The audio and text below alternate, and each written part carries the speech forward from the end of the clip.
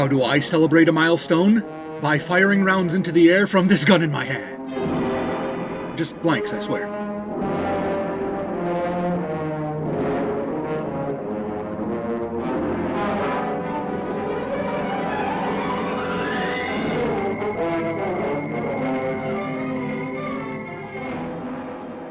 The cold streets of Parabellum City were about to heat up. Word on the street was that someone was planning to launch a space rocket from the heart of the city. Whoever it was didn't care if the rocket's blast damaged buildings or killed citizens in the process. They had to be stopped. The first step of my investigation was to check with people I knew had traveled to space before. I visited Captain Rogers in his neighborhood. No, I haven't heard anything. Brickley Bottoms of the Moon Patrol. We do not even land on the Earth if we can help it. Over. Wealthy industrialist and rocket ship dabbler Verdugo Prax. Aren't you the man who tried to kill me? Never mind, it doesn't matter. I'm out of the rocket business. Do you know where I can find a bridge game? It hasn't been the same since they kicked me out of the Grotto Club. Then I tried wealthy industrialist and dabbler in everything, Brutes Waning. I don't think I'm currently funding any rocket research. We'd have to ask my butler. Fredo, could you go find out if Waning Enterprises has funded rocket research lately? Send Fredo off to do this, send Fredo off to do that. I'm smart, and I want respect. None of the usual spacemen or rich investors knew anything about it, so I had to rethink the problem. Where could someone hide a rocket and all the equipment to launch one downtown? They could hollow out a building and blast off through the roof, but how would they do that much construction without anyone noticing? Imagine how much stone and timber they'd need to haul away. Dozens of truckloads. It would be too conspicuous. Parabellum City is known to have a vast network of underground passages. Even rumors of a lost underground civilization of mole men or shambling mushroom people or cannibalistic humanoid underground fellers. Maybe they could build a rocket platform beneath the city. So I checked with people who had knowledge of the literal underworld, starting with Agatha Christie. No, I've heard nothing. That took an extra 20 minutes because she insisted I take tea in her cozy basement apartment. She served some pretty good biscuits she called scones. Then I asked Mel Molman. Nah. It was no use asking the cherry pachyderm. He'd only have wild rumors and conspiracy theories. I reluctantly contacted the last person I knew with his ear to the underworld. Hello, Alan. Mr. Zildjian, I never dreamed you'd pick me for this honor. What honor? Guest starring on your 10th season finale episode. I'm sure you got a lot of bigger guests than me lined up. No, I'm just working a case. Are you sure it's the end of the 10th season? Yeah, it's episode 130. Since every 13 episodes counts as a season, regardless of how much time passed, that's 10 seasons. I guess so. It was 1939 when we started, and it's still 1939. But it feels like 5 years have passed. Time is an illusion, Mr. Zildjian. Lunchtime doubly so. Getting back to the matter at hand, I'm trying to find out if someone's preparing to launch a rocket from under the city. Or maybe you've heard of someone excavating a large space in tunnels downtown. No, sorry, I can't help you with that. I haven't really gone down there since episode 114 with Agatha Christie and the Pungent. All right, well, thanks, Alan. Anytime, Mr. Zildjian. Thanks for letting me do the guest appearance. Where else could I turn? Wordsmith had given me as much of the word on the street as he had. I was at a dead end. There was one last place to try. The Informatron. Why, Falk Zildjian, what brings you here? Never mind, I can guess. I'll call Roberto. Wait, I'm actually here to see you. I suppose Roberto didn't have the information you need, so as a last resort, you're consulting with me. Yeah. You don't have to hide it from Roberto, Falk. He's aware that there are gaps in his knowledge that I am sometimes able to fill, and I occasionally find it necessary for Roberto to share information with me. Our egos aren't so fragile that we're threatened by each other's vast storehouses of knowledge. That's just how it works in the information industry. Good. What can you tell me about a potentially dangerous rocket launch downtown, or possibly down below town? It is down below town. You'll need to enter the basement at the corner of People's Drive and Myrmidon. From there...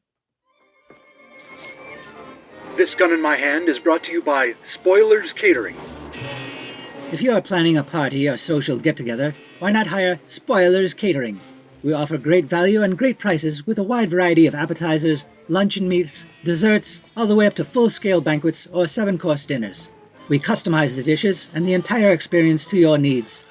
Now look, let's address the elephant in the room. We're called Spoilers because, well, it only happened one time. You park your catering van out front of a place where they're having a surprise party, you get branded as Spoilers for the rest of your life. Don't worry about that. We've taken measures to ensure it never happens again. Our vehicles are unmarked, Our staff wear no uniforms. We'll prearrange a signal or password to identify ourselves to the host, so you know we're not party crashers. Why do we continue to call ourselves Spoilers Catering? We got known around town as Spoilers, but people who were at that surprise party admitted the food was delicious and the service was exceptional. We got a good reputation in spite of the nickname, and the name stuck. Also, as far as spoiled food, look, it only happened one time. Nothing to worry about. We now use all fresh ingredients with proper food handling procedures.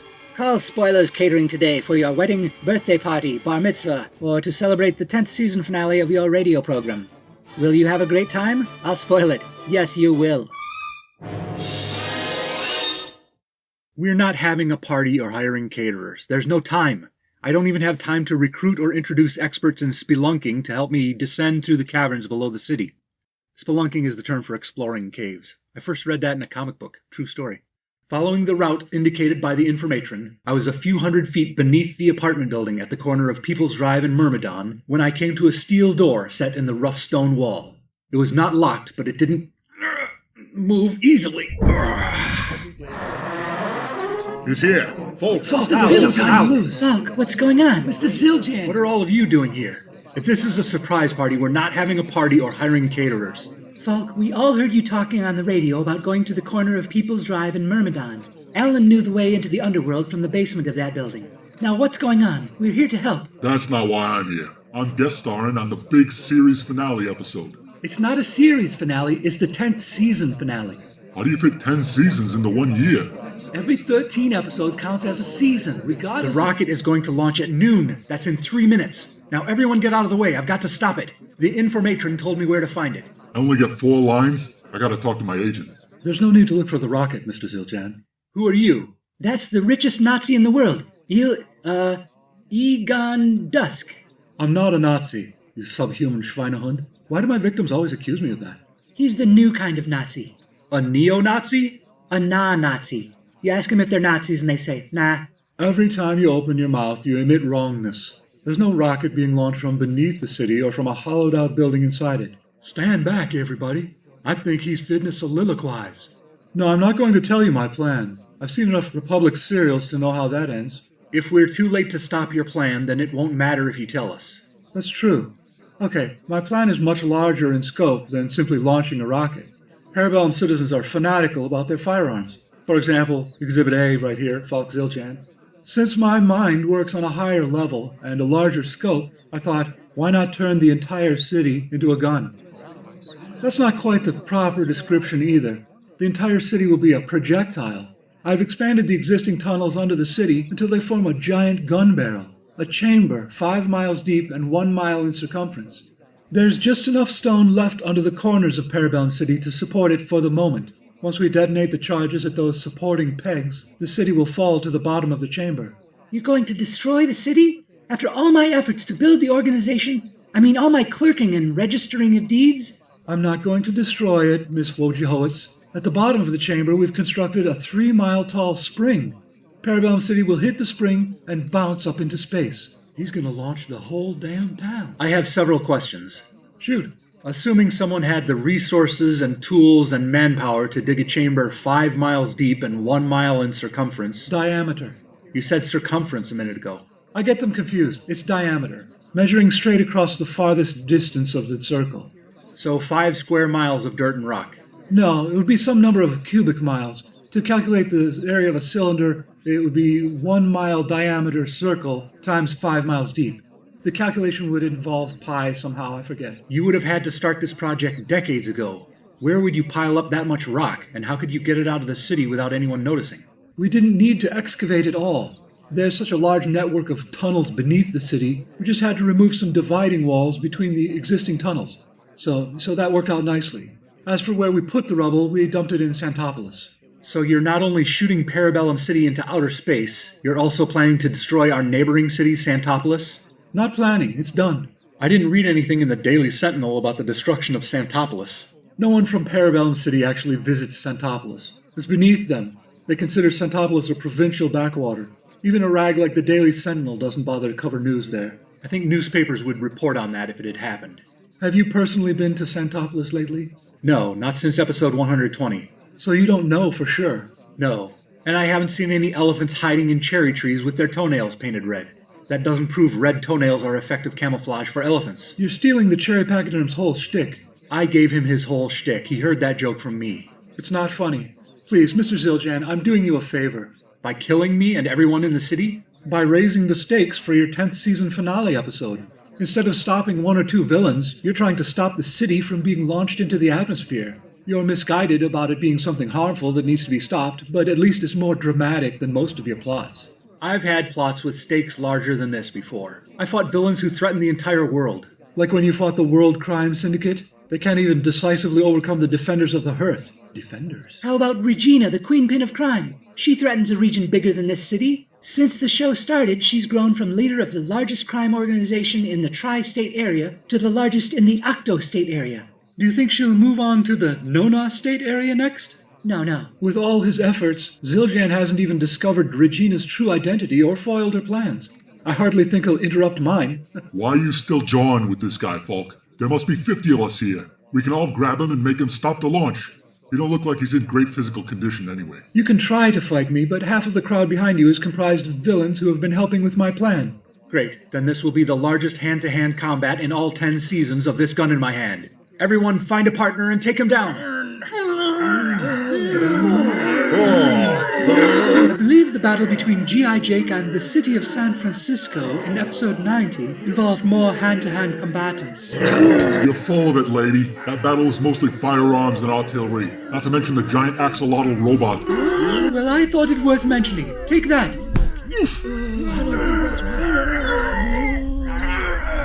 Do you hear that? My plan is nearly complete.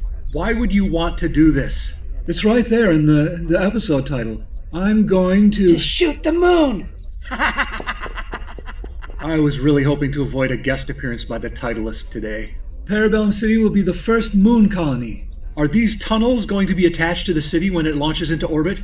How are we going to breathe in the vacuum of space? Does the moon have air? I can answer that. Our team doesn't believe in the oxygen theory of breathing. Thank you, elderly Nepo baby who has exhausted the goodwill from his father being assassinated. You're welcome.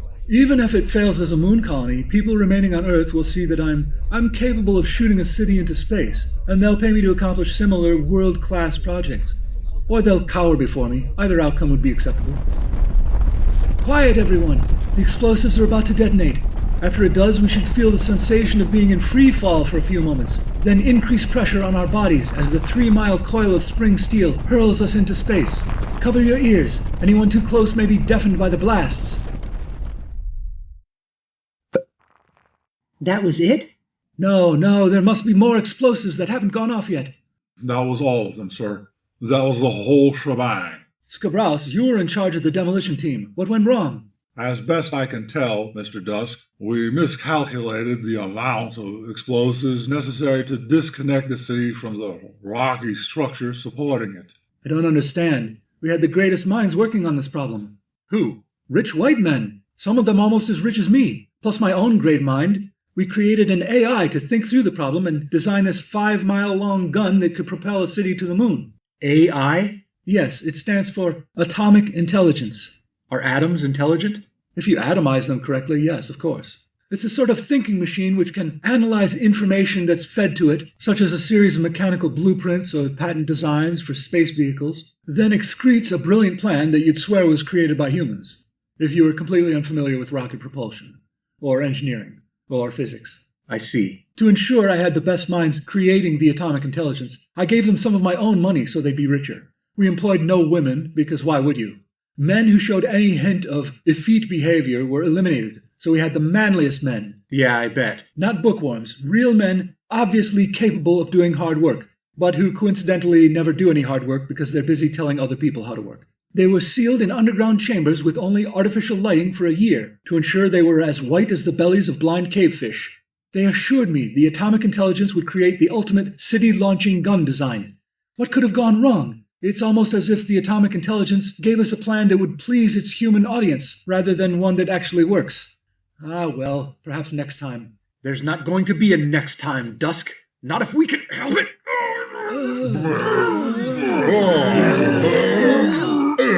Ladies and gentlemen, all of you, please. There's no need for this. I've had the situation under control from the beginning. The information. She must have been the one who told Zildjian where to find us. I knew the world's richest Nazi, Egon Dusk, was getting up to some mischief with a team of other morons. When they began building their so-called atomic intelligence, I substituted blueprints for my thinking machine, the Informatrix. Although the Informatrix is too large to be mobile, it communicates wirelessly with my robot, Informatron. Shall I initiate step 42 of our plan now, ma'am? No, Informatron. Allow me to finish my soliloquy. Dusk and his sycophants weren't actually going to create a thinking machine anyway, just a generative learning large language model calculator. So it was easy for my machines to feed Dusk a plan that would flop. That's great, but we can't let this guy walk free. Who knows what other dangerous funny business he'd get up to. You can turn me into the police or the FBI or the War Department, but it would do no good. My companies have contracts with all of them, so they won't touch me. In fact, as soon as we can get Roosevelt out of office, I'm hoping to get a juicy appointment from the next president. We don't need their help, Dusk. You could say we're appealing to a lower authority. Come on in, boys. I shouldn't really call them boys. The mushroom people have no gender, but they have their own simple system of justice for those who interfere in their subterranean world. What are you doing? Get your fungal appendages off me. You underground dwellers don't have enough money or masculinity or the proper hue to exercise power over me. Oh, I see. It's only the tops of your caps that are brown. Your gills and limbs are quite pale. Very well. Do you have a system of bail in your mushroom jails? Hello? Are you capable of speech? You'll get used to their ululations, Mr. Dusk. All's well that ends. Am I too late for the very special episode of This Gun in My Hand? Hey, everybody. It's Ghost Pepper and the Pepper Pals. Nah, I'm on my own now. The girls are all grown up and stopped calling themselves Pepper Pals. I mean, we're still cordial. They wanted to branch out. I don't blame them. We're just wrapping things up. Okay, well, what if I attack you and we leave the episode on a cliffhanger? Maybe you're dead, maybe you're okay. I'm really not in the mood. Do you have a joke we could end the episode with? Oh, sure, I could do that. Let's see. Boy, you really put me on the spot. How about... Look out! He's got a squirt gun! He got me right in the mouth. What are you doing? I'm squirting you with my new improved ghost pepper sauce. Hurts a lot worse than the last time I got you, doesn't it? No, I'm fine. It has a delayed reaction. Kind of creeps up on you. Give it a minute. I just said no attack and no cliffhanger. Well, in my defense, I am a villain. Why would I do what you want? All right, then we might as well do the... Will Falk Zildjian have a delayed reaction to Ghost Pepper's noxious, incapacitating pepper sauce? Will it cause blindness or a burning sensation or cause him to evacuate the contents of his stomach? Don't worry, we'll either use a splashing sound or a retching sound, but not both. Listen in 13 days, give or take, to find out.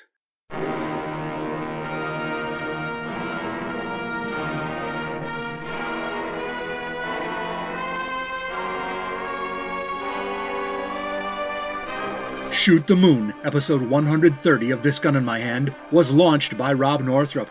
This episode and all others are available on YouTube with automatically generated closed captions of dialogue. Visit thisguninmyhand.blogspot.com for credits, show notes, archives, and to buy my books, such as Sisyphus Eat Your Heart Out, available in paperback and ebook from Amazon, which is not owned by the world's richest Nazi, but he's kinda...